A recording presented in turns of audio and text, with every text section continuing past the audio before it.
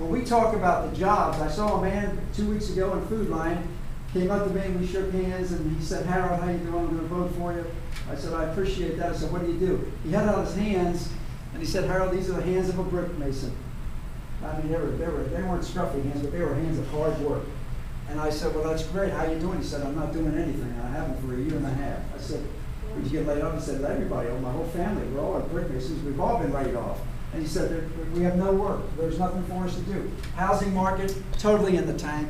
No signs that it's going to get any better. You've seen the stories. You know what's going on there as well. And again, builders who could be really the backbone of getting this economy going again, it's not happening. My son's a builder, and he's feeling the pain too, just like the other builders are too as well. And they're clamoring, saying, can people borrow money? No, you go to the bank. You cannot get money. Now, who does this hurt more so than even maybe the average consumer? I'll tell you who it hurts. It hurts the farmer. It hurts the farmer probably as much as it does anybody. We have roughly 500 working farms in Anson County. And unemployment, by the way, right now is about 13.5% here in the county. And that's tough and it's hard on so many people. But for our farmers who out there, by the way, a farm bill is going to be coming up here in what's going to be in 12. And hopefully we'll be there to make sure that it's done right and that we support our farmers absolutely. Because in a way, folks, I consider myself a gentleman farmer because I had a garden for 30-some years. My lovely wife, got me interested in that. Being a Southern girl, she said, we need crops. And I had a nice big backyard. She said, dig it up. I'm going to teach you how to plant. Now here I was coming down from New Jersey 50 years ago. And I was always used to go into the fruit stand or wherever it is, get a tomato, buy some corn. She said, we're going to grow our own.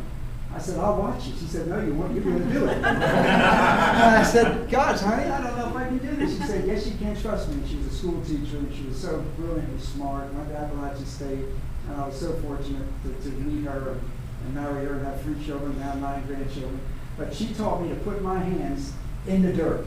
I put my hands every year. I had a tiller. She bought a tiller for me. I was fancy. I was Farmer Harold. And it was wonderful. And I had all these crops. I had a beautiful garden. And I would go through the neighborhood passing out all the goodies. And people would say, when they hear me coming or see me coming, they would say, hey, Harold, how you doing? I'd say, Farmer Harold's here. What's in, Harold? Cucumbers, corn, tomatoes. I love sharing it with everybody. So I can say what it is about getting that hands in the dirt. Just like you ladies plant, you know what I'm talking about. Just every spring, just getting down in and digging that wonderful God-given dirt. What a great, great feeling it is. But we've got to protect our farmers. We absolutely have to take care of our farmers. Think about this.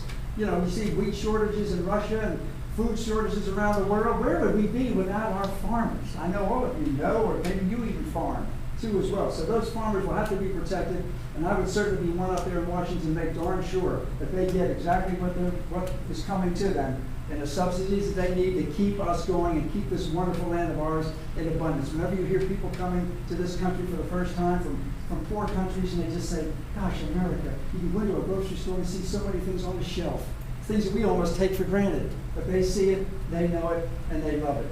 But folks, this is the time when we just must absolutely say to ourselves, we've got to get out and vote. We've got to change the direction that this country is headed. We absolutely have to do that. When I see trillions of dollars in debt, not only that, but the arrogance from Washington, that's the thing that really galls me more than anything. The American people are speaking. We are the people. This is our country. This is supposed to be our government. They're supposed to do what we want, not what they want and not what special interest wants. That's the nature of why we vote. That's why we have this precious thing called one vote. And we do it every 2 years or every 4 years. And we say, this is what we want to do. Listen to me, Mr. Representative. Can we honestly say that? They're talking about this Republican sweep, the tsunami coming now to carry President Obama in. Democrats registered over 1 million voters in North Carolina in the last election. Donna, how can you beat that? 1 million new voters, and give them credit. They got out the people, they did it, they performed. But now it's a different story, folks. All those independents, you see it in the polls, all the independents that were so excited about change is coming, change is coming. Well, folks, what's the t-shirt said? George Bush, have you missed me yet? And make no mistake about it, we respect the office of President of the United States, above and beyond. I served 4 years in the Marine Corps, folks. I did 4 years in the Marine Corps to protect this right here, the American flag. Reverend Bob, we did it. Yes, we And I do. know many of you that serve, you have sons and daughters who serve. And actually, I'm proud of you too.